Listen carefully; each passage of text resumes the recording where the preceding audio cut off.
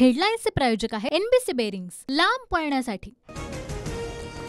कुणाच्या बापाचा बाप आला तरी मुंबईला महाराष्ट्रापासून तोडू शकणार नाही, फडणवीसांचा ठाकरेंवर हल्लाबोल। मोदींचा फोटो वापरून काही जण मतं मागायचे, आता त्यांना कळेल मुंबईकर कोणाच्या पाठीशी। फडणवीसांचा कार्यकर्ता संमेलनातनं ठाकरेंना खुला आव्हान। भाजप कार्यकर्ता संमेलनात खासदार पूनम महाजन गैरहजर। राष्ट्रीय अध्यक्ष जे.पी. नड्डांच्या उपस्थितीत उत्तर मध्य, उत्तर पश्चिम, उत्तर मुंबई 3 लोकसभेचा कार्यक्रम। तुरुंगाची भीती असल्याने काही जणांनी वेगळा निर्णय घेतला। शरद पवारांचा अजित पवार गटावर निशाणा। तुरुंगापेक्षा भाजप बरा, भ्रष्टाचारांचा नारा, अशी ही टीका।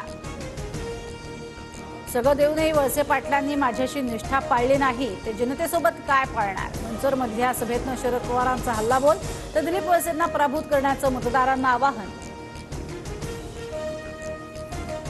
1980च्या इतिहासाची पुनरावृत्ती नक्की होईल, सोडून गेलेले आमदार पराभूत होणारच। पवारांचा अजित पवार गटावर निशाणा, तर अजित पर्वामध्ये नवा इतिहास रचणार, तटकरेंचं पवारांना प्रत्युत्तर। जरांगेंकडनं 24 फेब्रुवारीपासून महाराष्ट्रभर रास्ता रोकोची घोषणा। सगळे सोयऱ्यांच्या कायद्यासाठी जरांगेंचं शिंदे सरकारसमोर नवं आव्हान, तर संयमाची जरांगांनी भूमिका घ्यावी, सरकारची विनंती। मंत्री, आमदार आणि नेत्यांचा आता मराठ्यांशी काहीही संबंध नाही, निवडणुकीतही आमच्या दारात येऊ नये, जरांगे आक्रमक। प्रचारावेळी आल्यास गाड्या ताब्यात घेण्याच्या आंदोलकांना सूचना।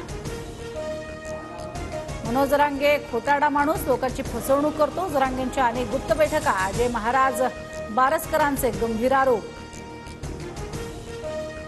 अजय बारसकर हेकेखोर, भोंदू महाराज, त्यांना मला शिकवू नये, जरांगेंचा हल्लाबोल। तर तुकाराम महाराजांवरील वक्तव्याबद्दल खेद व्यक्त।